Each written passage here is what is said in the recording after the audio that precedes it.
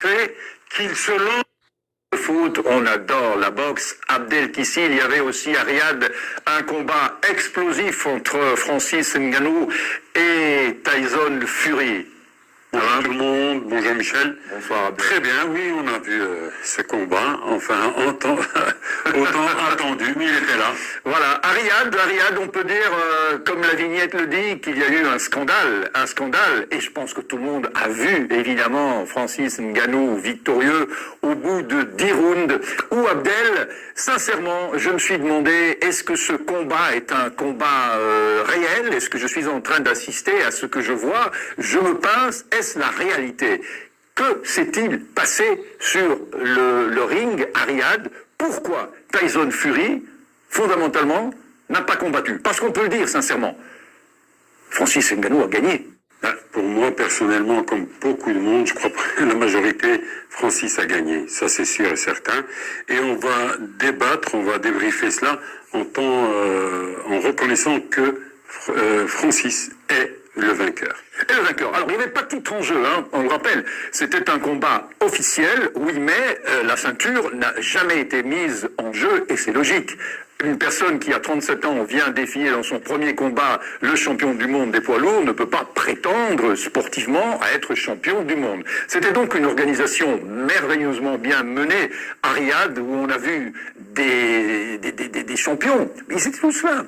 Tyson, il y avait Larry Holmes, il y avait Holyfield, il y avait Lennox Lewis, Roberto Durand, le prince Nassim Hamed, en fait Rudy Gbo, il y avait tout le monde, tout le gratin de la boxe, les grands champions étaient là, on n'a jamais vu ça. Et je pense qu'ils se sont... Mais pour revenir à ta première question, est-ce un vrai match ou est-ce que c'est un match arrangé? C'est un vrai match. Donc oui. voilà. Oui. Non, pour moi c'est un vrai match. Ça on l'a dit tout de suite, dès la première vidéo. Oui, mais ça peut prêter à confusion pour certains. Pourquoi?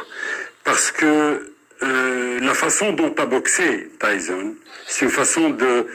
comme si quelqu'un se retenait. Mais il ne se retenait pas parce que le match était arrangé, pour moi, sûr et certain que c'est Francis qui l'a déséquilibré mentalement. Il lui a fait perdre son mental, il l'a fait paniquer et il l'a rendu peureux. C'est ce qui a fait ce combat. Alors, moi j'aimerais Abdel que tu nous montres avec Ken, qui est toujours là où il faut. Montre-moi comment, dès le premier round, où on voit que Tyson Fury a envie de pratiquer sa boxe gauche-droite, d'essayer de directement montrer qui est le patron. Mais qu'est-ce qui se passe au premier round? Mais je pense pas qu'il y ait beaucoup de monde, parce que j'ai entendu personne en parler. Mais c'est pour ça que tu es un champion de boxe. Mais c'est même pas ça. C'est parce que c'était vraiment très anodin. C'était, rappelez-vous, et regardez de nouveau le combat, revisionnez la vidéo, il le frappe d'un direct du gauche en plein plexus. Juste là. Et c'était le tout premier, je me rappelle, c'était ça. Au moment où lui lance son coup, qu'il apparaît, vous vous souvenez, dans la vidéo, on disait, s'il part les coups, s'il bloque les coups, qu'il reste à bonne distance, il va arriver. Donc là, qu'est-ce qu'il fait? Il nous fait ce coup-là, ce fameux coup.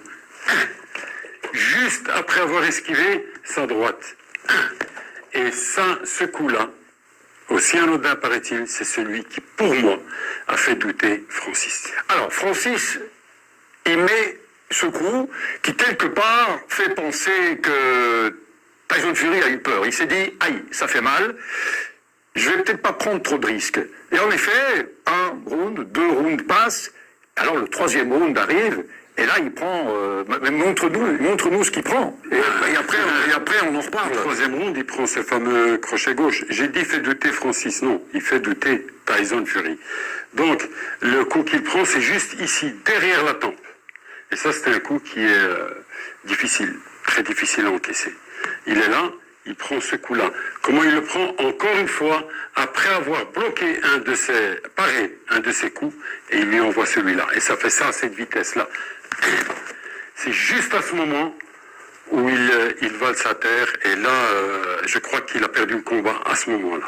Parce qu'il valse à terre, il se dit, j'ai déjà eu mal au premier round, simplement avec un coup au cœur, carrément, parce qu'il était au cœur, hein, donc ça peut carrément bloquer les battements du cœur, ça peut vraiment faire un court-circuit électrique au cœur. Et au troisième round, quand il prend ce crochet large du gauche à la tempe, heureusement qu'il ne l'a pas pris au menton, il s'avance juste suffisamment en temps que pour ne pas le prendre là, il le prend là, mais là, il valse à terre. Alors on va dire, d'accord, mais Tyson Fury, il a déjà été à terre contre Wilder. Alors quoi, il s'est relevé, il a continué à boxer. Pourquoi Abdel, à ce moment-là, pour quelle raison à ce moment-là, Tyson Fury a peur? Parce que tout le reste du combat, je n'ai jamais plus vu Tyson Fury doubler son gauche. Jamais. Il donne des gauches. Montre-nous les gauches qu'il donne. Montre des gauches qui sont des gauches. On montrait ces gauches qu'il donnait alors qu'il devait donner des jabs. Vous vous souvenez, on en a parlé à la première. C'est pas propre à un seul coach. Tous les coachs normaux, ce ne doit même pas être des experts, diront qu'un grand doit travailler avec des lots gauches. Alors revenons à ta question. Pourquoi est-ce qu'il n'a pas agi et réagi comme il a réagi avec Wilder? Pour moi, personnellement, il y a deux raisons. La première, c'est qu'il ne s'attendait pas à autant de punch de ce garçon, qui est Francis Ngannou. Il ne s'attendait pas. J'en suis sûr et certain. On l'avait prévu pourtant. Tout le monde disait qu'il punch, même lui. Même lui a dit, c'est quelqu'un que dont j'ai entendu qu'il punchait, mais il a tellement rencontré des puncheurs, des Klitschko, comment il s'appelle, Chisora frappe, Wilder frappe, ce sont des mecs qui ont des Wilder, il a combien? Je crois qu'il a 40 KO. Donc c'est pas des mecs qui sont manchots. Il a l'habitude de prendre des coups. Mais des coups comme ça, c'est très spécifique, très spécial. Alors, regardez un peu les mouvements qu'il fait. Tu te souviens le mouvement qu'il fait? Il est là, il prend le coup, il est ennuyé par ce coup. Il est là, il se touche, il remonte son short. Donc ce sont des signes qui montrent quelqu'un qui est mal à l'aise et qui a un mal-être. Mais est-ce qu'il avait peur, Abdel? Parce que, mais peur de perdre la face, peur de perdre par KO. Tyson est quelqu'un qui est très sensible, on le sait. Il est beaucoup plus sensible que la majorité des boxeurs. C'est quelqu'un qui a eu même à prendre de la drogue, on a parlé de suicide, il a des problèmes familiaux, etc. Donc il est très sensible. Et dès que sa sensibilité accroît et qu'il lui donne cette peur très forte, il monte en adrénaline, c'est fini, il perd les pédales. Et c'est comme ça que tu l'as vu. Je vais te le montrer. Pourquoi il donne des gauches pareilles, alors qu'il donnait des gauches magnifiques, et comment ça se fait qu'il se lance sur le mec et il le prend comme un novice, comme quelqu'un qui n'a jamais boxé. Attention, on n'enlève pas le mérite de Ngannou. Ngannou a gagné, Ngannou le mérite, Ngannou l'a mis dans cet état. Donc cet état dont je parle, c'est Ngannou qui l'a mis comme ça. C'est lui qui lui a fait perdre toutes ses qualités. Alors pourquoi est-ce qu'il tombe sur... Je te le montre, regarde. De un, il tombe, comment est-ce qu'on tombe? On ne s'accroche jamais. Lui qui est le grand, il ne s'accroche pas de cette manière. J'ai jamais vu ça. On boxe, on s'approche et on accroche.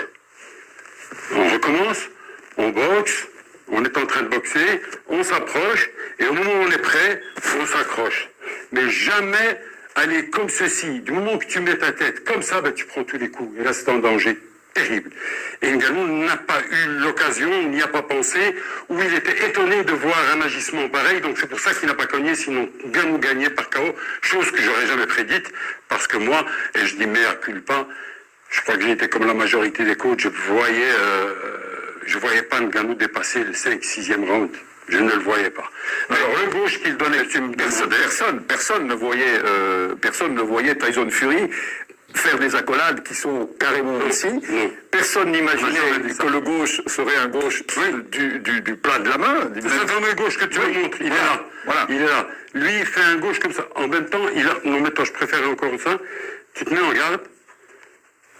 Et lui, il donnait son gauche. Regardez bien la vidéo. Il a donné sur la main.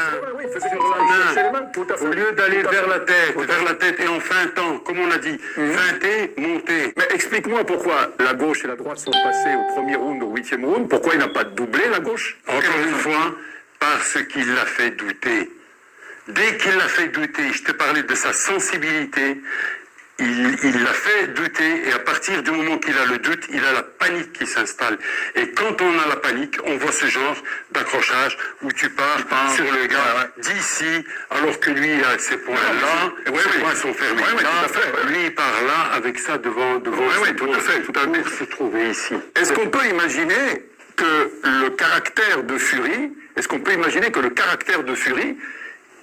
qui est au début du combat, il lui dit je vais t'apprendre des choses, et lui dit on va le voir. Oui, au début du round, il lui dit maintenant on va commencer l'école, scolarisation. Et Francis Ngannou lui dit ok, on va. Et quand il tombe, il lui dit maître, Voilà. professeur. Ok. Et ça, je crois que... Dans le coin de Fury, on entend aussi souvent c'est son coach, son entraîneur qui lui dit « Make it simple, fais simple. Pourquoi tu te compliques la vie? Pourquoi tu te compliques la vie ?» Et c'est ça qui est incompréhensible de Tyson Fury. Parce que cet enchaînement basique de la boxe, gauche-droite, en direct, ou doubler le gauche-droite, oui, gauche-droite, doublé. il ne l'a jamais fait. Il n'a jamais doublé son jab. Non, le jab, il ne l'a jamais doublé, alors que on le voit dans tous les autres combats. Il double, il suit de la droite. Il double, il suit de la droite. Souvent, il fait même doubler droite en bas. Ce qui, ici, jamais il l'a fait. Jamais. Et encore une fois, c'est grâce à la boxe de Ngannou. Maintenant, parlons un peu de Ngannou. Ngannou. Qu'est-ce qu'il a fait? Stable sur ses jambes. Très stable. Il avançait en quinconce. Comme tu l'avais expliqué. Exactement. Comme que les coachs pourraient l'expliquer, puisqu'il est plus petit, qu'il devait l'approcher. Il rentrait au corps pour trouver la faille et envoyer ce fameux coup. Vous voyez? C'est ce qu'on voit souvent, chaque fois. Et ces coups, attention, c'est les moins impressionnants, mais c'est les plus dangereux. Ces coups au foie, coups aux côtes flottantes, coups au plexus. Ça fait très mal. Même un coup aux abdos. Donc si tu viens tu remontes là pour venir là, mais tu as ça une fois, c'est fini. Il veut qu'une chose. Quand Ngannou s'approche, il l'attrape. Et qu'est-ce qu'il faisait d'autre, Ngannou? Il gardait une distance qui n'est ni trop près, ni trop loin. Absolument. Juste assez que pour pouvoir parer ses coups, à chaque fois il parait ses coups, qu'est-ce qu'il faisait? Il part, et directement après il rentrait. En tout cas, ce qu'on a vu, Directement. Et ça, que c'est Francis Ngannou a Ngannou fait quelque chose d'étonnant, magnifique. Je voudrais juste terminer avec ça pour Ngannou.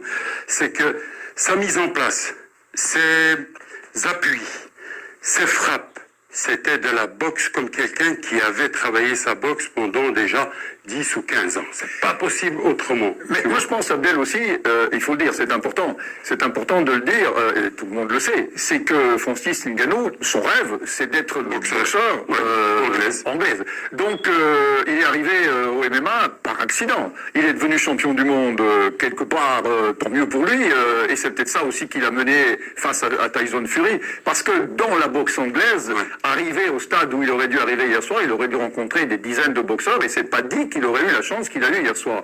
Mais malgré tout, il pense boxe anglaise. Tyson Fury s'en est aperçu, à Riyad. C'est qu'il avait en face de lui quelqu'un qui est dans l'âme un boxeur anglais. Et qui, en plus, d'après ce qu'il dit, lui, à la fin du combat, il dit, il était peu académique. Peu académique. Ça veut dire quoi? Pour lui, c'est quelqu'un qui ne boxe pas comme les autres boxeurs. Mais avec les centaines de boxeurs qu'on a, il y a des centaines de styles différents. Les Lennox Lewis ne boxent pas comme un Holyfield, ni comme un Riddick Bowe, ni comme un Mike Tyson. Ils ont tous leur spécificité. Klitschko, il est à part de Joshua. Andy Ruiz boxe tout à fait autrement que Joseph Parker. Et si on se souvient de la garde de Foreman, qui croisait les bras. Académique pour lui, c'est quoi? C'est-à-dire que lui, en fait, au lieu de dire ça, il aurait dû dire autre chose. Je me suis complètement trompé sur son approche. Je ne savais pas qu'il allait garder cette distance et je ne savais pas qu'il faisait si mal et qu'il frappait si vite. Parce que Ngannou frappe vite, il fait mal, il a un bon appui, il a un très très bon mental et son mental, lui, il est resté en haut et il